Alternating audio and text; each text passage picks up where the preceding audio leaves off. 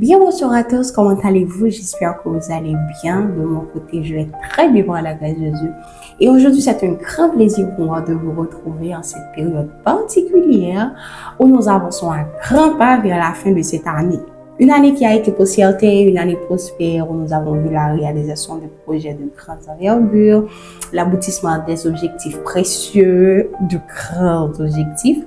Et pour certains, cette année n'a pas été la meilleure année de leur vie, mais en dépit de tout, nous sommes en vie, c'est déjà le plus important, c'est déjà une grande bénédiction d'être en vie. Nombreux sont ceux qui aimeraient être en vie en cet instant, mais qui n'ont pas eu cette possibilité, non pas parce que nous sommes meilleurs ou nous sommes mieux qu'eux, mais tout n'est que grâce, tout n'est qu'une question de grâce.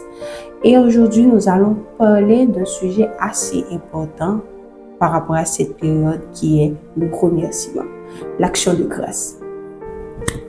Et dans la Bible, nous avons beaucoup de passages qui nous encouragent à la reconnaissance. Parmi tous ces passages, nous avons 1 Thessaloniciens 5, verset 18, qui nous est écrit d'après la version du second. Rendez grâce à Dieu en toutes choses, car c'est à votre égard la volonté de Dieu en Jésus-Christ. Quel que soit ce par quoi vous traversez, quelle que soit la situation dans laquelle vous vous trouvez, nous devons toujours dire merci à Dieu pour ce qu'il a fait pour nous. Il y a des choses que nous ne voyons pas. Une aussi grande raison pour dire merci à Dieu parce que nous ne savons pas combien de fois Dieu nous a protégés, combien de fois il nous a gardés, combien de fois il nous a dirigés, combien de fois il a fait pour nous de grands miracles. Il y a des choses qui se sont passées pour nous, pour notre bien, que nous n'avons même pas la connaissance. Il y aura toujours une raison de dire merci à Dieu. La reconnaissance est une chose très importante dans notre relation avec le Seigneur. Nous devons toujours prendre le temps de dire merci à Jésus pour ce qu'il a fait pour nous.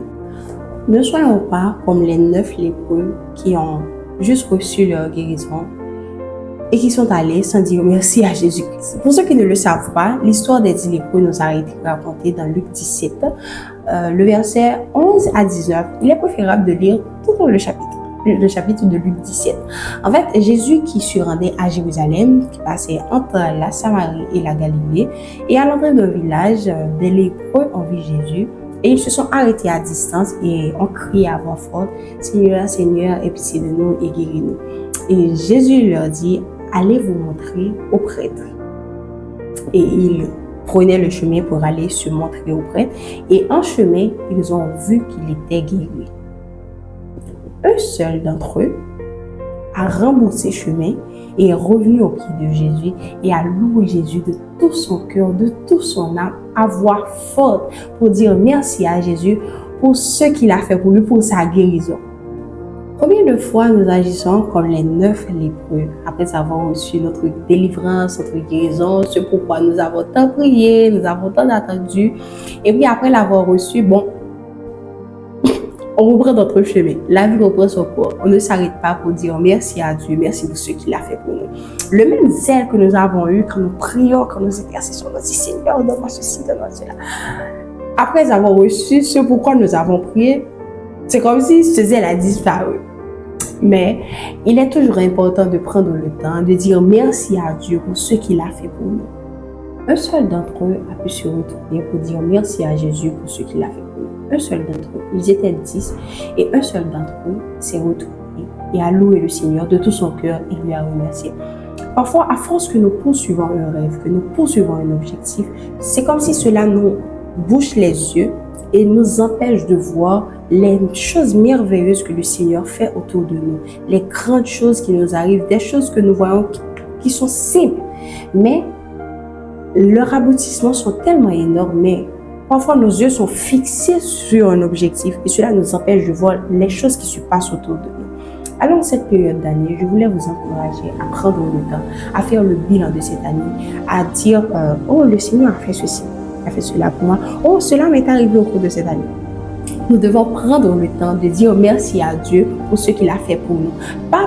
Pas faire, une prière à cheval, ou du moins un moment à cheval. Non, vous devez prendre le temps pour dire merci à Jésus, de prendre le temps de faire une rétrospection de tout ce qui nous est arrivé durant cette année, qu'il soit bien, qu'il soit mal, dans les mauvaises choses. Essayez de trouver le positif qu'il y a, ce que vous avez appris, parce que tout ce qui vous arrive dans la vie, c'est pour une raison. Alors cherchez à savoir pourquoi cela vous est arrivé et à tirer le minimum de leçons possibles. Il est important de faire le bilan de cette année. Il est très important, je répète encore une fois, il est très important de faire le bilan de cette année pour dire merci à Jésus pour ce qu'il a fait pour vous. Et pour ceux qui ont l'habitude de témoigner, témoignez ce que vous avez vécu au cours de cette année, même si vous ne l'aimez pas, mais témoigner peut aider les autres.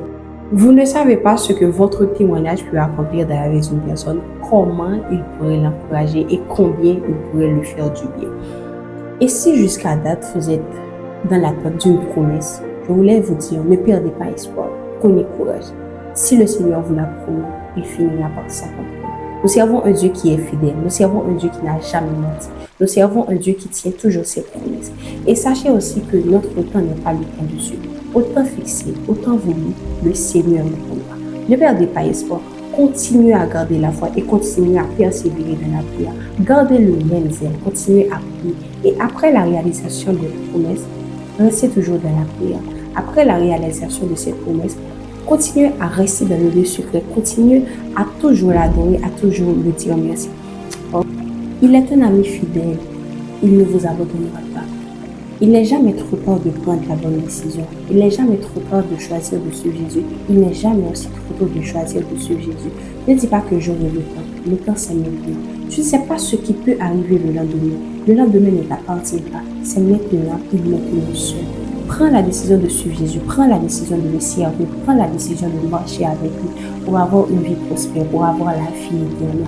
Car il est le chemin, la vérité et la vie. Ne tarde pas. Si vous entendez sa voix, n'endurcissez pas vos cœurs. Choisissez de faire de lui ton sauveur personnel. Il peut tout. Aucune chose ne dépasse ce Jésus.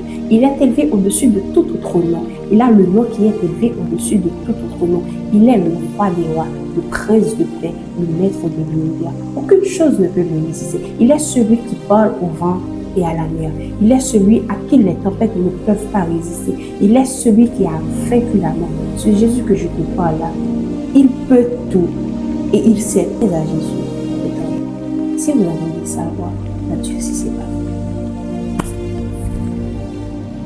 Je prie que le Seigneur, dans son amour, dans sa grâce, vous permette de parvenir à la connaissance de sa volonté pour votre vie. Il peut tout pour vous, il peut vous aider et il veut vous aider. Bien aller, ne tardez pas. Je voulais vous encourager à faire le bilan de cette année, à dire merci à Dieu pour ce qu'il a fait pour vous. Je voulais encore vous encourager à pratiquer la communion fraternelle et à aller à l'église, à vous trouver une église locale. Et si vous n'avez pas encore pris la décision de marcher avec le Seigneur, il n'est jamais trop tard. N'attendez pas la fin de cette année, vous n'attendez pas l'année prochaine pour prendre cette décision. Le pourquoi, c'est maintenant qu'il nous appartient. Nous ne connaissons pas ce qui peut nous arriver demain. Peut-être que demain serait trop tard. Mais si vous êtes encore en vie, il n'est pas trop tard de choisir de marcher avec Jésus. Ce fut un plaisir d'être avec vous et je prie que le Seigneur, dans son amour, dans sa grâce, continue à vous garder, continue à vous protéger. Je vous souhaite bonne fin d'année, bonne année 2025. Je vous dis à bientôt et je vous demande de rester avec nous pour ne rater aucune de nos publications.